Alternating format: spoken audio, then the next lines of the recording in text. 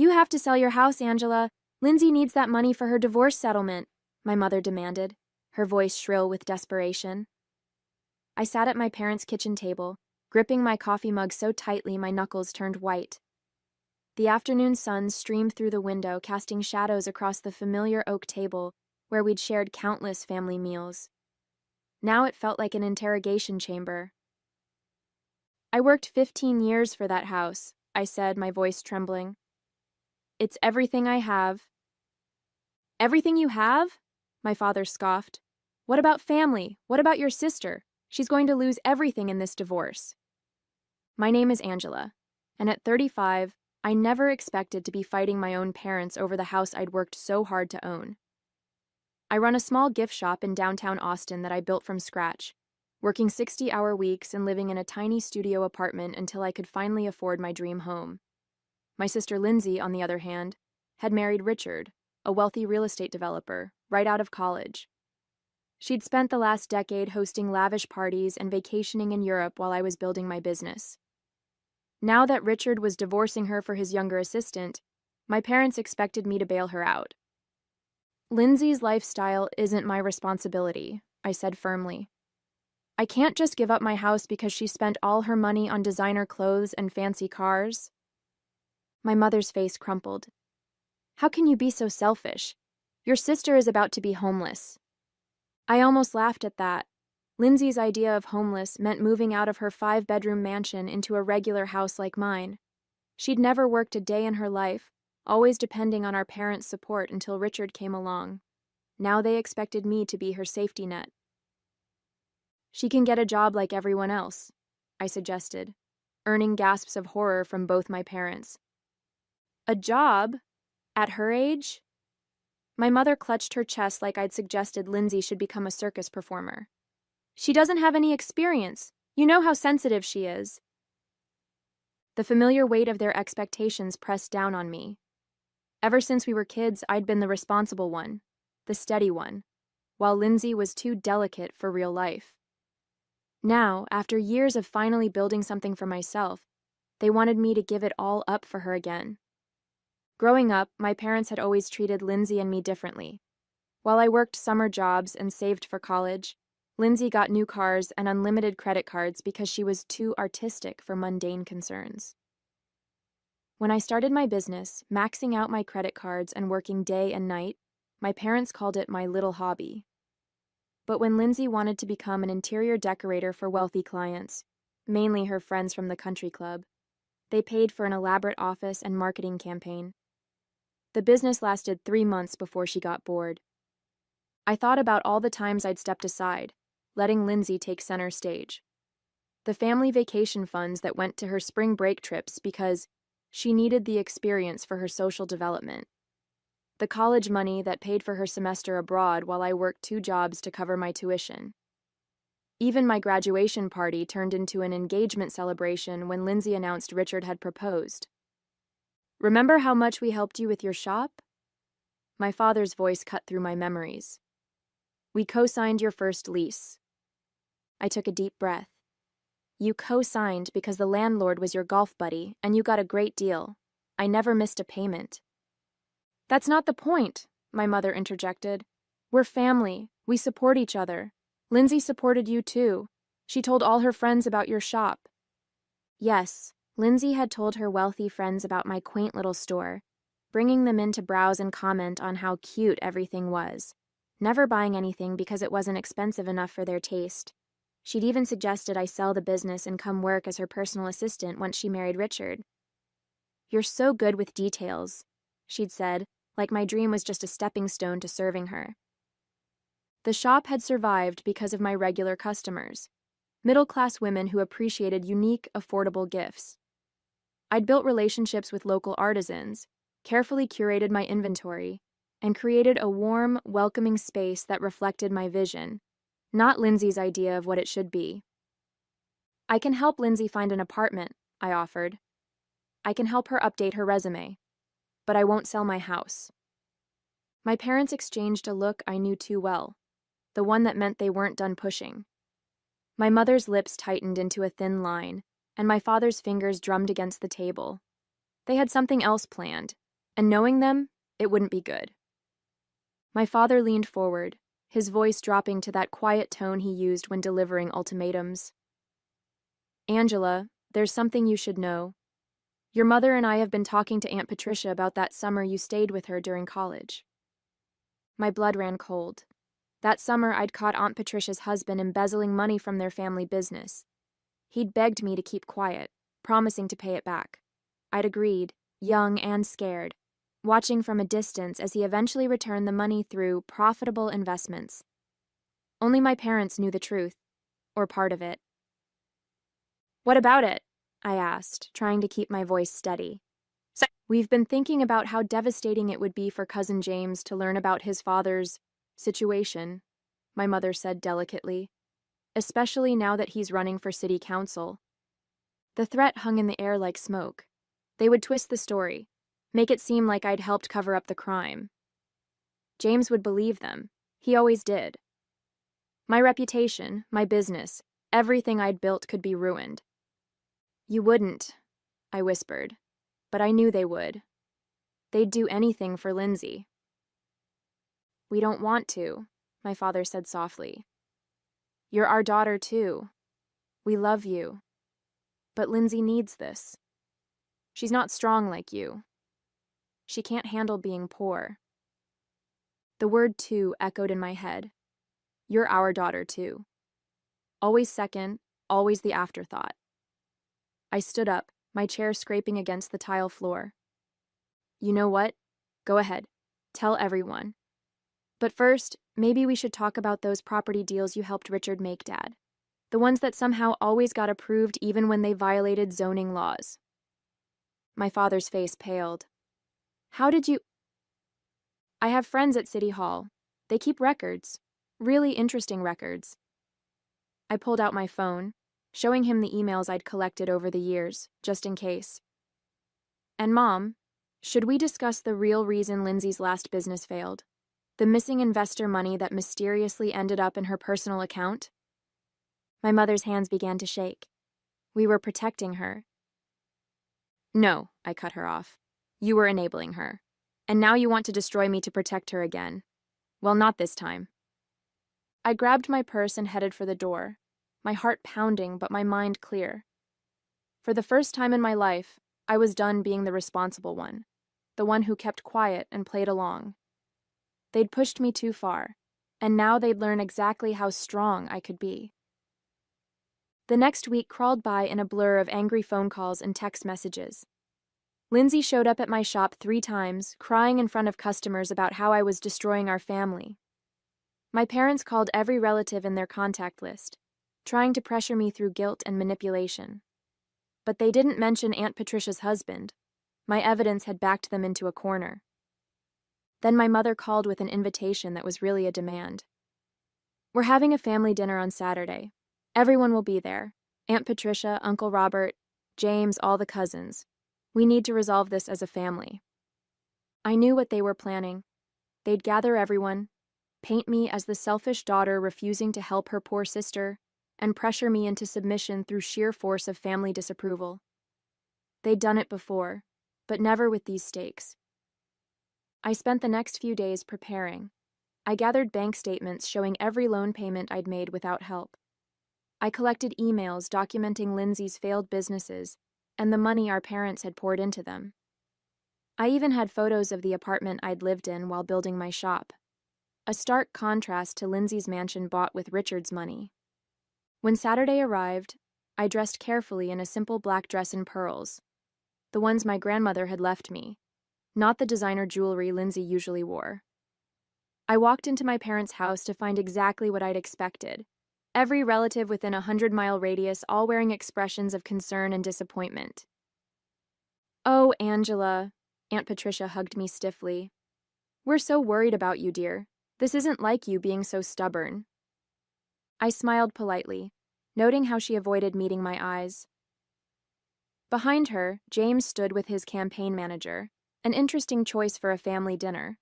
My mother had positioned Lindsay at the center of the living room, dabbing her eyes with a monogrammed handkerchief while relatives patted her shoulder.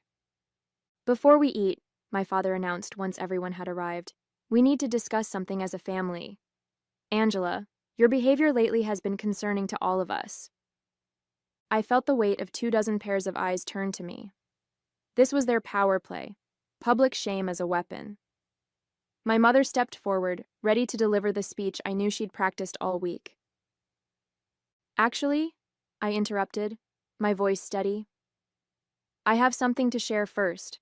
I've prepared a presentation about family, responsibility, and the truth about the past 10 years. I pulled out my tablet, watching my parents' faces shift from confidence to fear. They hadn't expected me to fight back. Not here, not like this. But I wasn't their compliant daughter anymore. I connected my tablet to the TV screen, the same one where we'd watched countless family slideshows and holiday movies. Let's start with some numbers, I said, pulling up my first document. This is what I paid for my house, $280,000, and here's my mortgage history, showing every payment I made myself. Angela, my mother warned, but I continued. And here are Lindsay's bank statements from her interior design business. The screen showed transactions flowing from the business account to Nordstrom, Saks, and luxury car payments. Notice how the investor money, $175,000 in total, disappeared within 3 months, none of it spent on actual business expenses. Lindsay jumped up. Those were business clothes. I had to look professional. And this, I swiped to the next document, is Dad's email exchange with Richard about the Henderson property deal. The one that magically got rezoned after thousands of dollars in consulting fees changed hands.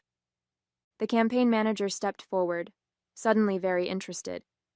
My father's face had turned an alarming shade of red. But let's talk about more recent history, I continued. Here's the prenup Lindsay signed, waiving her right to Richard's business assets.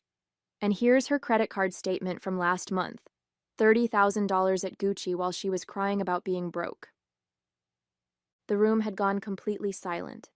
Aunt Patricia clutched her pearls.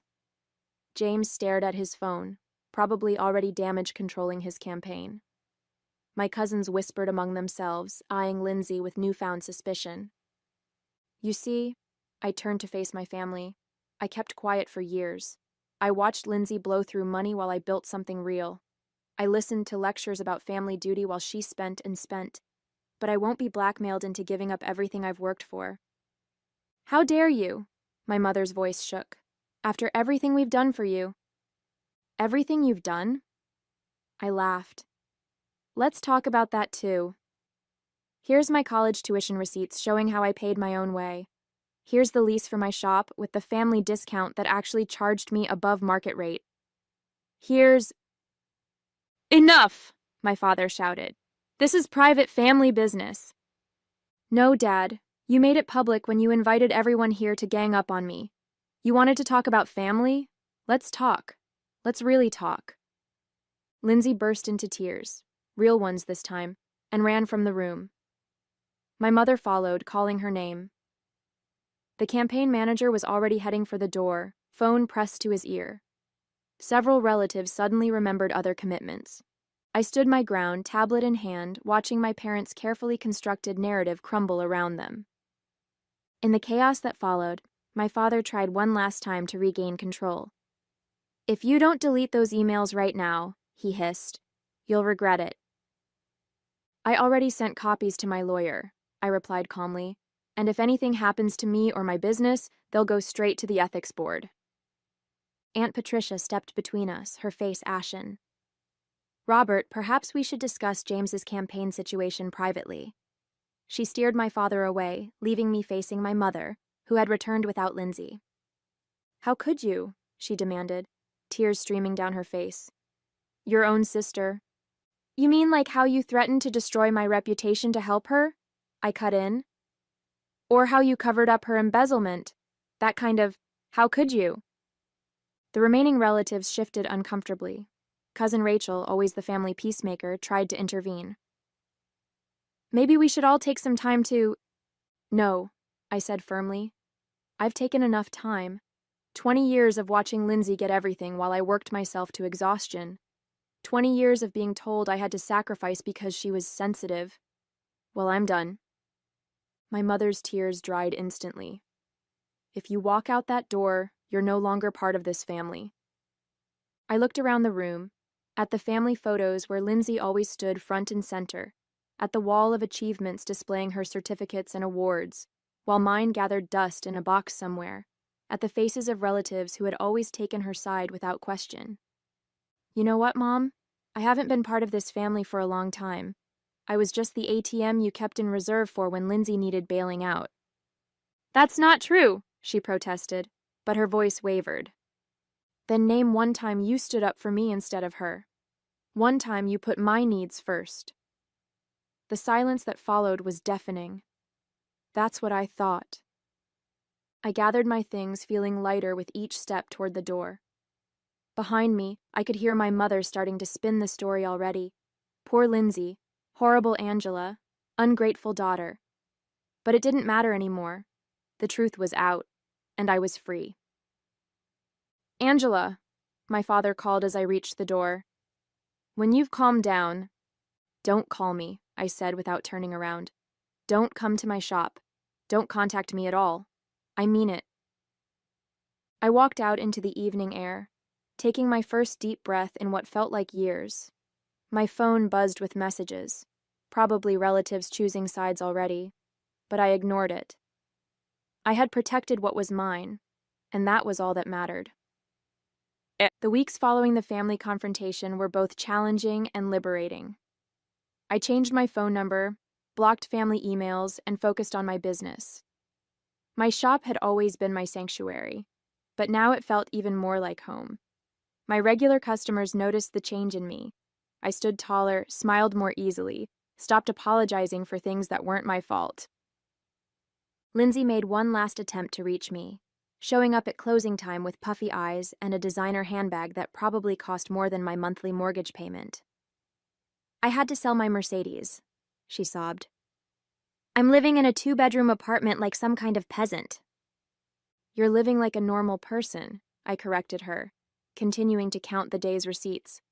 Millions of people do it every day. But I'm not like other people.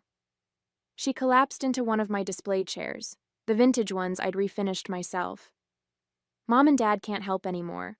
The bank is asking questions about the business loans. Everything's falling apart. For the first time, I looked at my sister, really looked at her. Despite the expensive clothes and perfect makeup, she seemed smaller somehow. Less like the golden child who could do no wrong, and more like someone finally facing reality. Get a job, I suggested, not unkindly. Start small. Learn to manage money. Grow up. A job? She said it like I'd suggested she try living on Mars. I don't have any skills. Then learn some. Take classes. Do what everyone else does. She stared at me for a long moment, then her face hardened. This is all your fault. If you just sold your house... Get out! I pointed to the door. And don't come back. That was the last time I saw her. Through the grapevine, I heard she'd moved in with our parents, who were now struggling with their own financial problems. The scandal had forced my father to retire early, and several of his business deals were under investigation. My mother had to cancel her country club membership, a tragedy she made sure everyone knew about. Meanwhile, I threw myself into expanding my business. I hired 2 part-time employees, started an online store, and began hosting craft workshops that quickly became popular.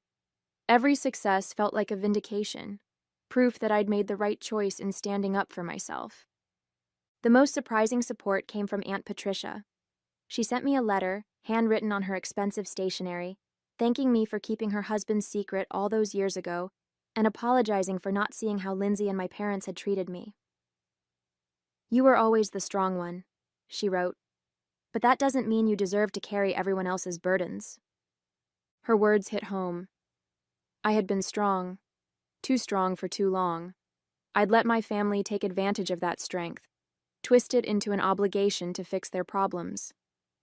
Breaking free wasn't weakness. It was finally having the courage to use my strength for myself. In the following months, I discovered what real freedom felt like. I redecorated my house, painting walls and replacing furniture that I'd chosen to please my mother's taste rather than my own. I joined a business owners group, making genuine friendships with women who celebrated my successes instead of trying to diminish them. The family drama didn't completely disappear. Relatives still tried to play peacemaker, sending messages about how my parents were lost without me, and how Lindsay was struggling to adjust. Some implied I was being cruel, holding on to a grudge when family should forgive and forget. But there was nothing to forgive. I wasn't angry anymore. I was just done. Done with the manipulation, done with the guilt, done with being the responsible one who had to fix everything. My cousin Rachel visited the shop one day, trying to convince me to attend the upcoming family Christmas gathering. "Lindsay's really changed," she insisted. "She's working as a receptionist now, a real job, and your parents miss you so much." "They miss having someone to solve their problems," I replied, arranging a new display of handmade candles. "They haven't tried to understand why I left or apologize for what they did. They just want things back to normal." "But that's how family works," Rachel argued. "We forgive each other." "No, that's how toxic families work. They hurt you, then demand forgiveness without changing anything." I handed her a candle, one of my best sellers. "Here, on the house, but please stop trying to fix things that aren't broken. I'm happier now." And I was. My business had its best year ever. I started dating again, meeting men who weren't intimidated by my success or put off by my boundaries. I even bought an investment property, a small retail space next door to my shop that I could expand into when the current tenant's lease expired. The final test came when I heard Lindsay was getting married again, to a wealthy divorcee she'd met at a charity event. My mother made sure word got back to me about the upcoming wedding, probably hoping I'd offer to help with expenses. Instead, I sent a small gift with a card that read, "I wish you happiness and wisdom in your new life." The gift was returned unopened, with a note from my mother calling me petty and spiteful. I placed both the gift and the note in a box in my attic, a reminder of why I'd chosen this path. Then I went back to my shop, where a new shipment of inventory needed unpacking, and a class of aspiring entrepreneurs was waiting to learn about small business management. "Your story inspired me," one of the students told me after class. "I've been letting my family talk me out of starting my own business for years. But if you could stand up to yours, maybe I can too." I smiled, recognizing my old self in her uncertain expression. "The hardest part isn't starting the business," I told her. "It's believing you deserve to succeed. Everything else follows from that." 3 years have passed since that confrontational family dinner. My shop has expanded into the space next door, and I've opened a second location across town. The irony isn't lost on me. While trying to force me to give up my house to support Lindsay, my parents actually pushed me to achieve more than I ever dreamed possible. Last week, I ran into James at a local coffee shop. His campaign had failed after the scandal, but he seemed happier, more genuine. He told me Lindsay's second marriage had already ended. Apparently, her new husband had gotten tired of her spending habits too. My parents had to downsize to a small condo, their retirement plans derailed by the investigations into my father's business dealings. "They still don't understand what they did wrong," James said, stirring his coffee. "Aunt Helen keeps saying if you'd just helped Lindsay that first time, none of this would have happened." I thought about that on my drive home, how they still saw me as the cause of their problems rather than the consequence of their actions. The old me would have felt guilty, responsible somehow. But I've learned that their inability to face reality isn't my burden to bear. The house they wanted me to sell has become my favorite place in the world.